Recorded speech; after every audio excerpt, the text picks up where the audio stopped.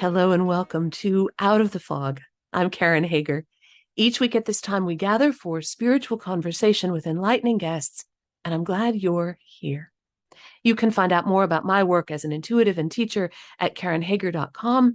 And if you follow Fog City Psychic on Instagram, you get more Out of the Fog content, photos of Maisie the puppy, who is now enormous. She's like 8 stories tall, and obsessive updates on whatever jigsaw puzzle I'm fooling around with at the moment. It's been so hot here in southeastern Michigan where I am. I'm working on a 1,000-piece jigsaw puzzle that's just popsicles. So it's like kind of a rainbow of different colored popsicles. So you'll see that on Instagram at Fog City Psychic. Now then, a traumatic event can trigger thoughts that keep us trapped in the past or anxious about the future. We might find ourselves reliving that traumatic event or feeling over and over again in our heads, and this could cause tremendous suffering. Well, Dr. Nancy Wiley is my guest today, and she says it doesn't have to be that way.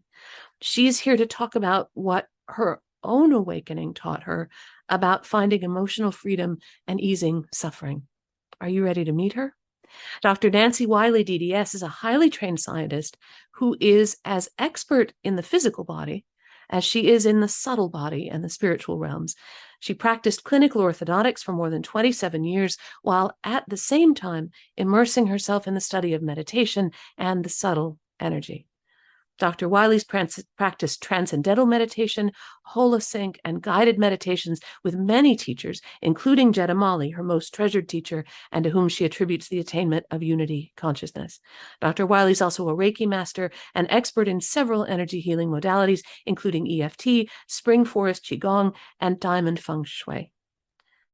Dr. Wiley now dedicates herself to igniting a massive shift in human consciousness, using divine trust as the cornerstone. She's the author of Divine Trust, a practical guide to end your suffering and find your way home. And you can find out more about Nancy and her work at trustthedivine.com. Nancy, welcome to Out of the Fog. Oh, Karen, it is such a deep and profound pleasure for me to be here. I just think the work that you're doing is just tremendous on the planet right now. So thank you so much for having me. And I want to thank your listeners for, stepping out and waking themselves up. I think it's just so profound, especially right now. It is important right now, I feel, for all of us to be as open, as present, as aware, as empowered, in charge of our own paths as we possibly can. So this is I love this topic. When I picked up the book, I noticed that the book starts with a list of names for the divine. And as I read through that, I experienced that almost as an opening prayer for the book, as an invitation for the reader. And I'm wondering why you chose to include this. I wanted it, if you've read the book, you see that it goes across all religions and people who even don't believe or who think they don't believe. So it's meant for everyone. It's a unifying book. And when I put all of those names for the divine in, I just didn't want to exclude the God, and that would be the only name, because it is everything. It's the energy that hosts all things. And the more you commune with it, the more it opens up to you, the more you see the infinity of it. So I not only put those names in an opening prayer, I also changed the font and capitalized them. So I capitalized them, and the font is this beautiful, warm, inviting font. I literally spent a month choosing the right font that felt to me like it would embody the divine. So the book is an embodiment, and I was merely the vehicle that wrote it. It came through me. I cannot take credit for it. But I can take credit for opening my being up to be able to express it and write those words onto paper.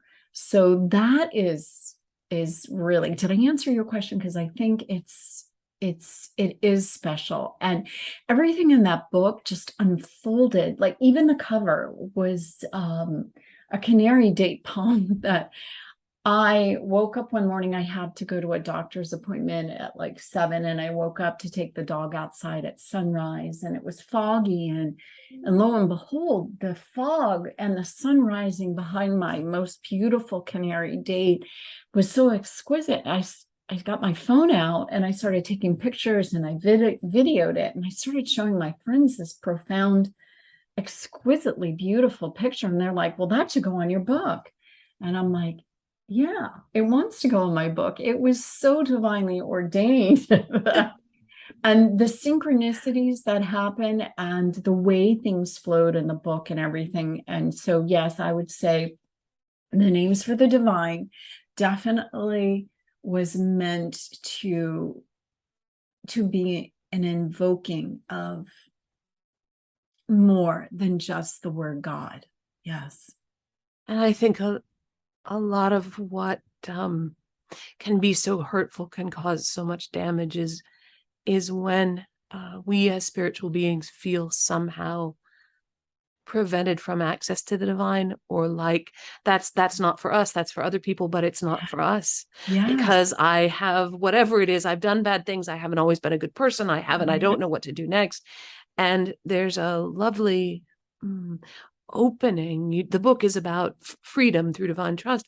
There's a lovely opening to that freedom, and I think that freedom starts with understanding that in the eyes of Source, we are all already included. Yes. As part of that. How do you talk about, how do you feel into your personal relationship to Source? So, that's a story of itself. And I actually go back to the Webster Dictionary for trust. What is it? And it is the firm belief in the reliability, strength, or truth of a thing. In this case, God, Source, the universe, or whatever name you're giving that energy that hosts all things. So now it's the firm belief. So belief implies like it's based on faith with no proof. The state of being of divine trust that I'm talking about, okay, yes, the first time you actually experience the full embodiment of this state, you're reaching out based on someone else's experience and description of this exquisite, blissful, safe, and nourishing state where your whole being is fed in complete bliss. Okay, so the first time you're basing it on faith, you're reaching out without proof. Once you establish it and you see it and you commune with it, there is actual tangible relationship. It's a give and a take, a back and forth, and this realization that you are home. This is you. You are it. And it's what everyone talks about. And at first, when you're learning and you're on your seeker path, you don't really, you're getting head knowledge. You're not getting experiential knowledge of it. This state that I am talking about and what the book teaches is an actual one-on-one opening connection that you are able to commune with it. It is you. You are it. It is everyone. And every single human being has the same capability. And I know, Karen, this is something you teach because I just sense you. I know you. I've read your bio. I've read your history. And I know you know what I'm talking about. Mm-hmm. And it takes a little courage and maybe a sense of humor and maybe even a little bit of skepticism to reach out and say, okay, I don't know if this is a thing. I don't really feel, I heard someone say I was included, but I don't really know if I'm included. And even with all these things being true, I'm still going to, from exactly where I am right now in the present moment, no matter what's going on, I'm going to open a space and say, hello, source, I invite you. Hello. I'm just going to open that space, not knowing. That takes some courage. That's not it's not for not for wimps to do that. So also I would say it's a choice. It's a choice. It all starts with it, but I believe every single human being on the planet right now has this innate knowing, a calling. Like they can know these words we are speaking is meant for them, is meant for all. It will speak to them, but you have to come at this knowledge with an open heart and be willing and allow new experiences to take place. Yes, courage. It does take courage, but when you hear someone speak of the richness and the complete utter fulfillment of this state of being, it sounds so juicy and delicious. Who wouldn't want to try it? Who wouldn't want to try and make an attempt to reach out? And that's where our work comes into play. Yeah. I'm told that people will believe me, they will trust me. And like my guides or my intuition tells me that all of my 6 degrees, all of my mental education actually makes me a believable conduit for the masses. And it was meant, like I am showed that every step of the way, even though I didn't know why it unfolded the way it did, every step of the way has culminated in this actual moment in time.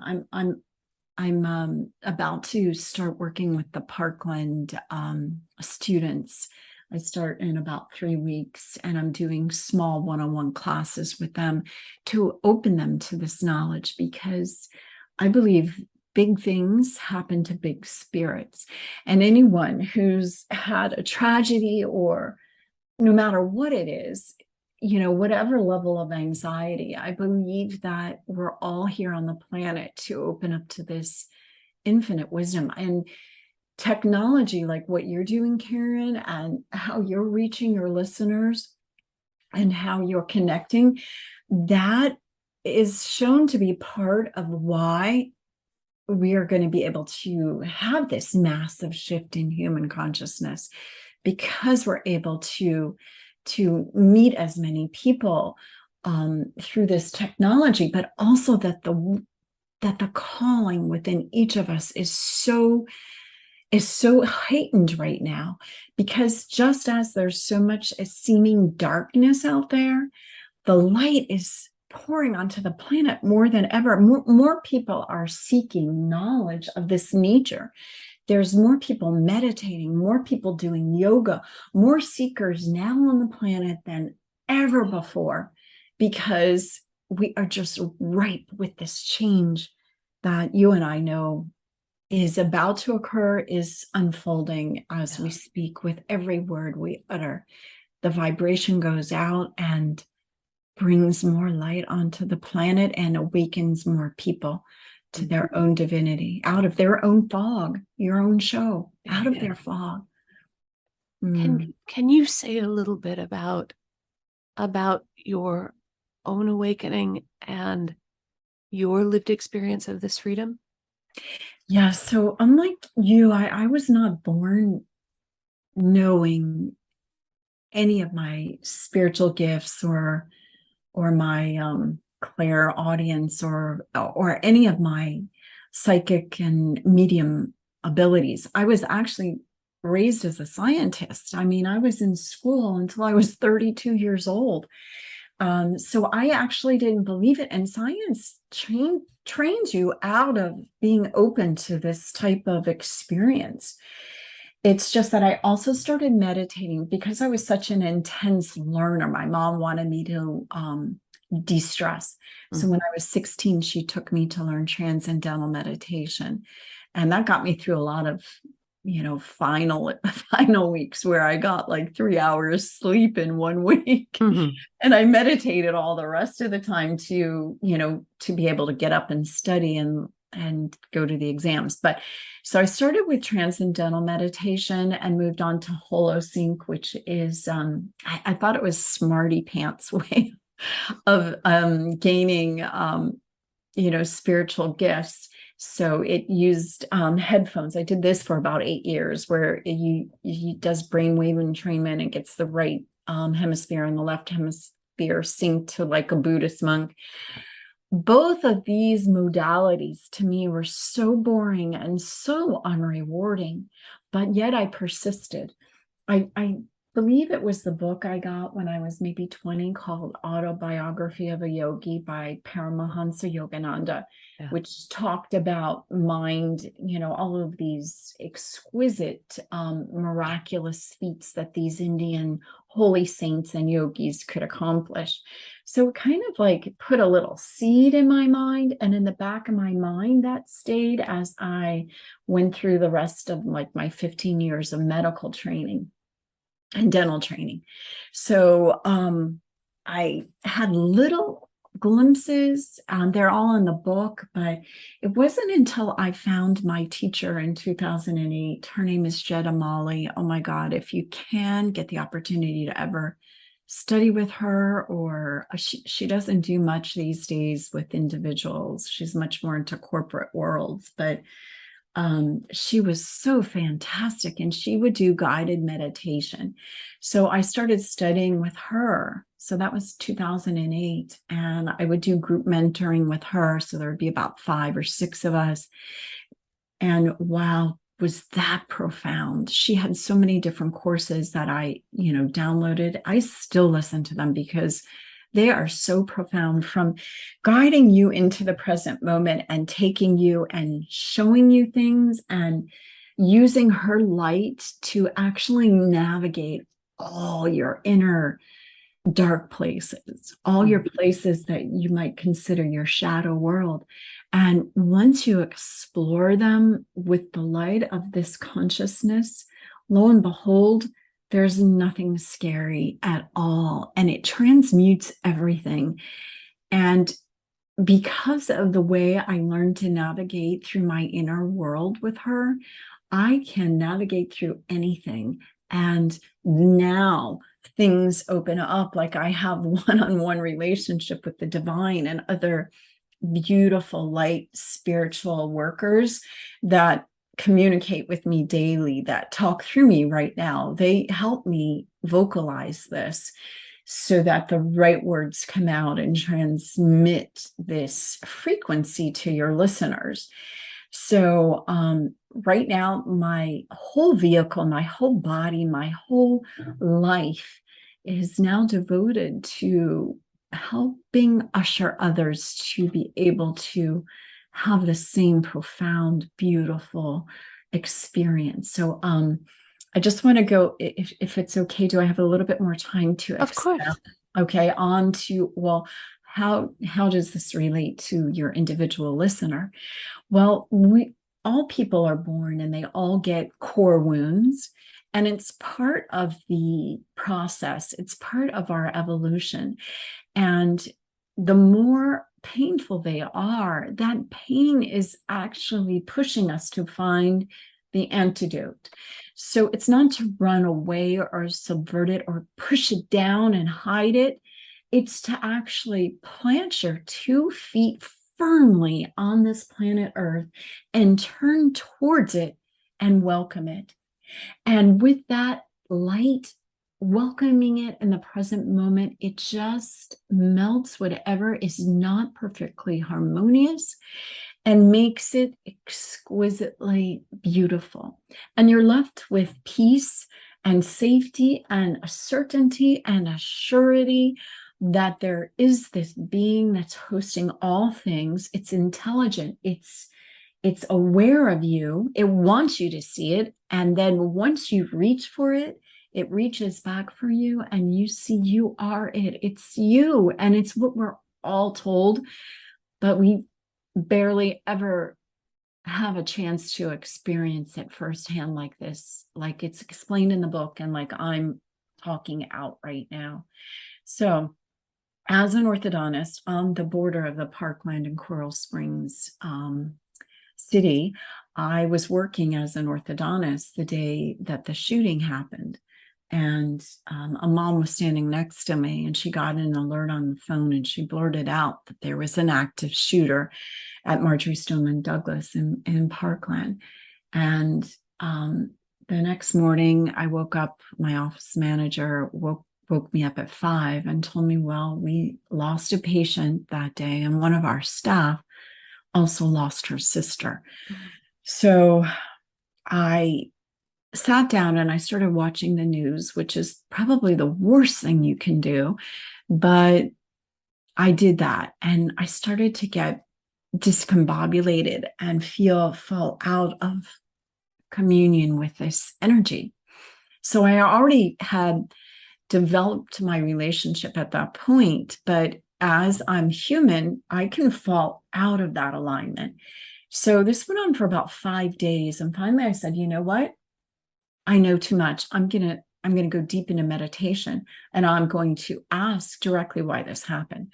So I went deep into this meditation. First cleared my mind, then, in the present moment, logged on to, made my connection to this source, which is so familiar to me now. And I asked questions and I got answers. And it was kind of something like this. I'll paraphrase it so that, see if this touches your listeners. We sometimes have to experience pain, or we don't change. And this pain that we're going through with the pandemic, this never-ending pandemic, and now the war in Ukraine, and political divide here, and inflation, and whatever other scary thing you can bring into it, like other mass shootings, copycat mass shootings. You bring this into this moment, and you forget who you are. But once you remember and you log on and you come to this relationship, it tells you, yes, this is going on, but it's do you want to keep going on like this? This is the question you're being asked. And from the creator's viewpoint or vantage point, we don't die, we change form, but we don't die. And all of this pain is meant to get us to focus and to choose again, to choose a better future for ourselves, and to perhaps connect in this way. I mean, this seems to me what I'm called to do, what all human beings are here to learn, is this connection, this beauty, and be able to usher in this new way of being, this new world, this new consciousness. So it seems like we're upgrading, we're up leveling, and maybe it feels to me like a quantum leap out of where we are currently operating and into a world of peace and love, and being present in the moment, and being conscious, and looking for the commonality, the beauty, the connection of us all, not the opposite, not the mind. So there's 2 ways that became clear for me to be in this world. One is of the mind, and one is of the consciousness in the present moment. And that is the exquisite beauty. And there's way more. I know you might be running out of time, and I tend to get on a rampage. That's the most delightful kind of rampage, Nancy. That's what happens when spirit speaks through you. Let me just stop and say that you're listening to Out of the Fog, and I'm talking with Dr. Nancy Wiley. Her new book is Divine Trust, a practical guide to end your suffering and find your way home. And you can find out more about Nancy and her work at trustthedivine.com. So we do have a few minutes left, and I want to first come back around to you, because that idea of ending suffering might make a listener feel that perhaps you are speaking to us from a place where you are levitating, and you hold out your hand and like delicious fruit appears in your hand, and nothing ever bothers you and nothing ever goes wrong. So I just want to check, is that what it means when suffering's ended? No. Good. Okay. It isn't. Okay. So we are and this was a stumbling block for me for years, Karen. I have a special needs daughter, and boy, does she know the buttons to push to trigger me. And so I'd be working with Jeddah and I'd say, oh, I just yelled at my daughter again. I cannot possibly be spiritual. I cannot hold this light. And Jeddah said, choose again. Choose again. You have a next moment, choose again. And then another person, a really great person, very much love it, on the spiritual path herself, Deborah Poneman, she said that like you should laugh at yourself whenever you see yourself get angry or cut someone off in traffic, and just like laugh at yourself and say, oh, you see, it's me having my human experience again. So once I could say that, that removed so many obstacles to me. And yes, we all fall out. We're humans. We're here. We're not meant to be. I don't even think a saint is a saint like we think it is. I think we're human beings having a human experience. And it's part of that aspect of falling out of it, of laughing at yourself, of saying, you see, I did it again. And just say, but I'm choosing again. I'm choosing this moment again. And that opened, that is so funny you asked that. That opened, just that little exercise opened up so many doors for me. Did that help you? Oh my gosh, a lot, because it's the difference between a sort of unattainable perfection that could never be open to someone like me, because I can't levitate and I do yell at my children, and it changes it from that unattainable perfection to a dawning realization, Yes, that maybe with my many flaws and yes, all the ways that I mess up every 10 seconds or so, all the ways that I mess up, what yes, if I, exactly as I am, was beloved of God? What if in my very humanity and all the ways I've messed up and all the ways I'll mess up later and all the ways other people have done things to me, what if in all of that, what if that was part of the wonder of my path and of my yeah, connection with divine? And when I kind of got that and stopped playing around trying to attain something that didn't have much to do with what I was trying to attain, when I got out of that, then I was able to start to make some really meaningful connections. Do you know what I mean? yes, absolutely. On my website, Trust the Divine, I want to tell your listeners, if they go all the way to the bottom, there's a free meditation. It's called You Are Beautiful. And it's very short. It's like 12 minutes long, because the divine wants things to be short and easily accessible. But it's all about our perfectly imperfections and how to embrace them and love them and just have fun with it all. No matter what it is, just have fun. And yes, there is a sense of humor. And whenever something seemingly goes wrong or not what I had planned, I look up and I like say, and I talk to my spirits, guides, and the divine or God. I say, you have such a great sense of humor. I don't know what you're doing with this, but I know it's going to be good. And then it never ceases to surprise me. And yeah, everything unfolds perfectly, but you don't know in that second how it's going to be, but you have to trust. Again, back to trusting. It is such it's the foundation of our spiritual practice, and it's really not gotten much groundedness or light, except now it's meant to be this beautiful foundation to springboard from, and just usher us into this glorious new future, which we're all needing and wanting and creating, and why we're here. So for a listener who wanted to maybe just stick their pinky toe into that water of divine connection, just test just a little bit, what can you recommend to help people begin to open into divine trust? In the book, it's so simple. I think the book is only like 85 pages long, and it asked me to do audio files that go with it. So if you get the book, if your listeners get the book and there's that little barcode on there that they can download, even a chapter 3 if they just did chapter 3, the explanation and the process there and kept doing it over and over again. It's very short. It's like only 12 minutes long. That is like stick your toe in, see how, and everyone who listens to it says they feel shifts from the very first time. And the more they do it, the more shifts they feel. And so I would say that is awesome. They can work directly with me.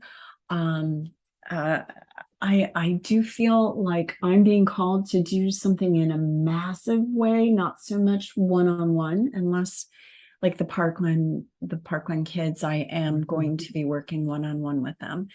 But yeah, just to do that and then let me know. They can email me at drnancy@trustthedivine.com. Yeah, and that would be the best way to start is chapter 3 on the book. It's so fantastic. The Kindle version's only $5.99 and it's available on Amazon, Audible. If they get the Audible version, it's me talking. Again, the divine asked me to do it in my own voice. It wanted my essence on there. So, it could be assured that what was meant to be would come through, and I was the vehicle for that, the perfect vehicle. So that's also a way to do it, but it's a short read. The book is only like an hour and a half long on Audible. So it just would be so easy if they would try chapter 3 and see if it helped them. Also for your listeners who do buy the book, if they go to divinetrustbook.com, there's a bunch of free gifts. And one of them is this meditation, divine trust. And that's also beautiful. It comes free with it. It's different than what's in the book, slightly different, but very similar. Oh, I love it. Nancy, thank you for talking with us today. Thank you, Karen, for your work and what you do and the magic you bring and the awakening you're contributing to on the planet. It's just so profound. Thank you. This has been a conversation with Dr. Nancy Wiley. Her new book is Divine Trust, a practical guide to end your suffering and find your way home. You can find out more about Nancy and her work at trustthedivine.com. If you go over there and scroll all the way down to the bottom, you'll find that You Are Beautiful meditation there for you. And she's also guiding you to pick up the book on Kindle, pick up the Audible version of the book as well. And once you do that, you'll find your free gifts waiting for you at divinetrustbook.com. And of course, you're always welcome at KarenHager.com. It's a great place to find out about upcoming classes and events. You can even book a private session with me there if you're so inclined. You have that coupon code podcast. Remember that? That lets you take 20% off the private session fee. So if you go to KarenHager.com, click the book a reading button, choose a convenient date and time, enter your email address, and oh, what's that?